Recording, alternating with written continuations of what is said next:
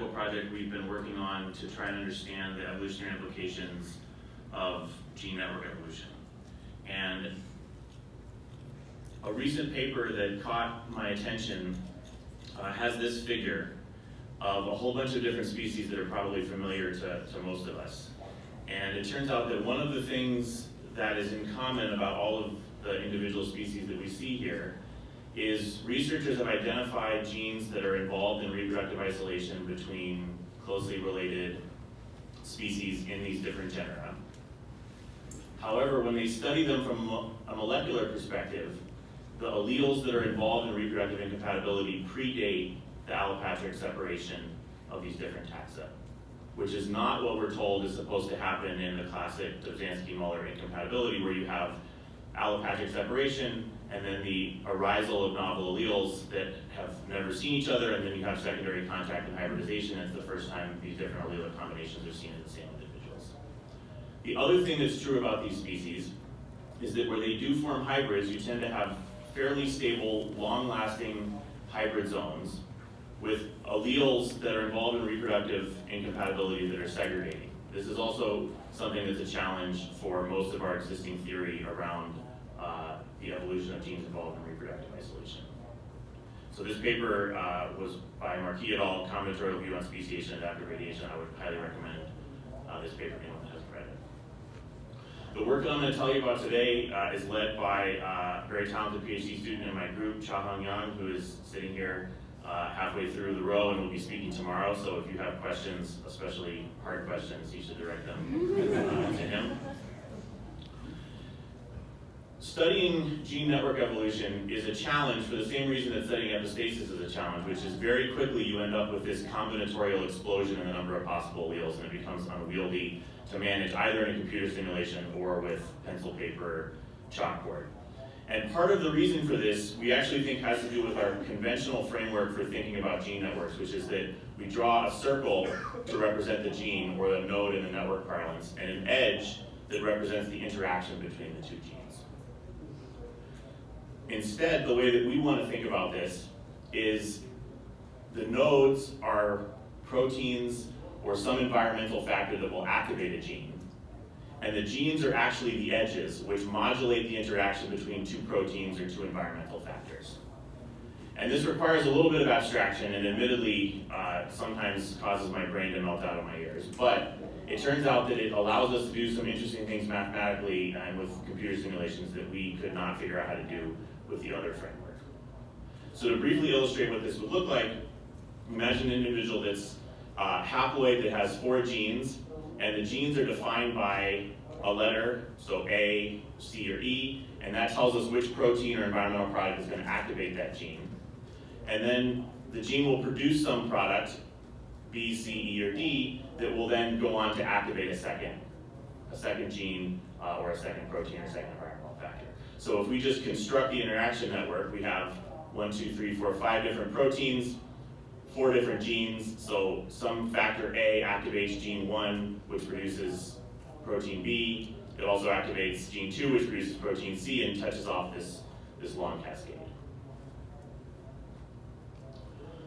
We're going to model these networks as some kind of environmentally responsive gene interaction network, which means that one of the protein products or one of the environmental factors will just appear at the beginning of our simulations or the beginning of our mathematical models, and it will activate the entire pathway. So you can think about a separate pathway is producing a protein product that activates a different pathway, or it could actually be an environmentally sensing interaction network. And then we'll have signal that percolates throughout all of the directed edges in this graph. The scenario that we're going to be initially interested in is the simplest situation that we could come up with that actually still ended up producing a bunch of fairly rich and complex results, which is protein A is produced by the environment, and if protein D is produced in the individual, they die and fail to reproduce. So if there's a path in the network between A and D, the individual dies and does not reproduce. All of the surviving individuals will pair up with each other at random, briefly enter a haploid stage where there's no recombination, but you can get shuffling between individuals that are reproducing, produce the next round of offspring, and will move this evolutionary process forward. So to illustrate what reproduction looks like, we have two individuals here that will survive, and I've highlighted in dark green the different alleles that the two parents will pass on to their offspring. So they will generate this network here, and in this case, this network would actually end up not producing a survivable offspring because you would have a path between A and D. And we continue this process forward until the population fixes for a gene network. So we would have a round of selection and a round of reproduction random mating that generates the next population. The first thing that we noticed is that populations quickly adapt to 100% survival. So in these simulations, we have generation on the x-axis, we have the percent of adults that survive, and we start with a population where every single adult has a different gene network, so the maximum amount of possible variation at the population level, and has around 80% survival. But over the course of about 20 to 50 generations, you get to 100% survival where every individual in the population survives and reproduces.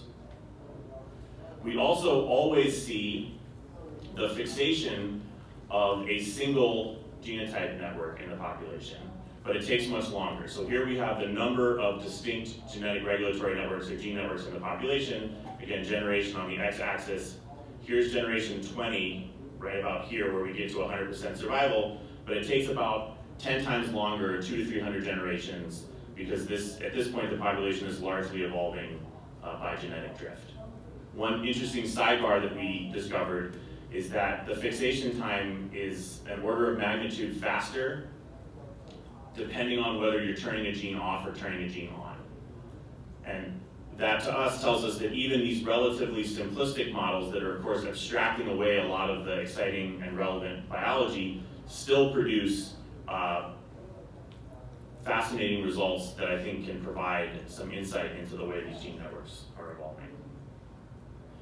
Interestingly enough, if you look at the distribution of gene networks that fix, so let's say we're going to restart evolution 100 times or 1,000 times, every single one of these runs, you get 100% survival, fixation of a single gene network, but almost every single time the population will fix a different gene regulatory network, because you might imagine there's a whole bunch of different gene regulatory networks in this context that will survive.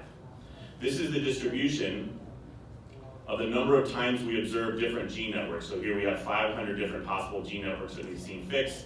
This is the frequency or proportion of times that we see that gene network fixing in the simulations. And some gene networks fix much more often than other gene networks. Now, if survival probability was exactly equal to fitness, this should be flat. As long as we've run enough simulations, every single gene network that survives would be equally likely to fix. And so what this is telling us is that there's actually something else that's contributing to the fitness of these individuals. And it has to do with the fact that two gene networks that survive can produce offspring that will not survive. And so what this means is that there are alleles involved in reproductive incompatibility that are segregating in these populations, or if two populations fix, that if they come together in secondary contact can lead to reproductive isolation, and that's what's generating this skew in the fixation probabilities. So the way that we tested this is we can start with an ancestral population that has exactly the same genomic content, and from that ancestral population we'll just split it into, say, 10,000 allopatric populations, and we'll let each one of those populations go to fixation. And as I said, they will all fix a gene network, and almost all of them will fix a different gene network. And then we can create hybrid zones by pulling individuals from these fixed populations and crossing them, and just ask what proportion of these individuals survive, what fraction of these crosses result in an incompatibility. And here's the distribution that we see. So reproductive isolation on the x-axis is the proportion of individuals in our experimental cross, computational cross, that survive, and then here's the frequency. So the vast majority, like close to 100% of the crosses, the individuals survive. And this should not be surprising because these are individuals starting from exactly the same genetic conditions, and the networks are evolving to do exactly the same thing. So we might expect that there would be a lot of survival in the hybrids. However, we do see populations where you have 20, 40, 50, 60% of offspring that are not surviving. And so even under the most benign evolutionary conditions where you're starting from exactly the same population and evolving with the exact same evolutionary pressure, you end up with individual populations that have fixed for alternative gene regulatory networks that will produce inviable hybrids. Interestingly, here we have generation for a single population and reproductive isolation, again, is measured by the fraction of individuals that would survive. And so in this case, we're not doing crosses between lineages, we're just in a single lineage and asking what proportion of offspring from parents that survive will themselves survive. So you remember by generation 20, 100% of the parents will survive. However, we see non-zero reproductive isolation present in the population all the way until fixation.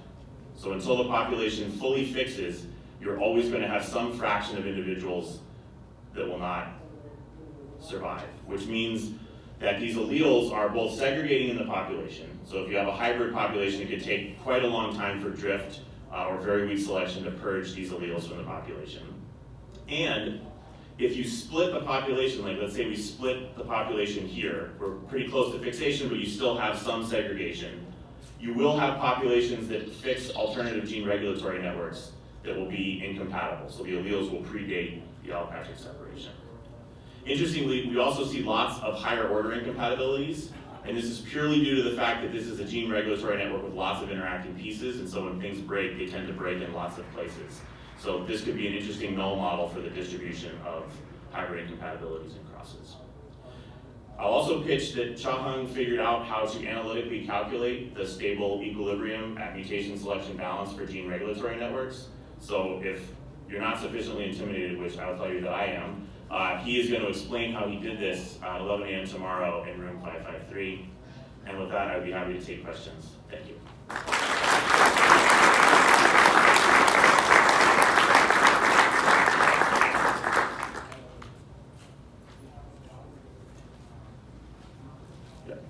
How general are these results, the complexity or the configuration of the networks that you're modeling? Okay, so the question is how general are these results to the complexity or configuration of the network?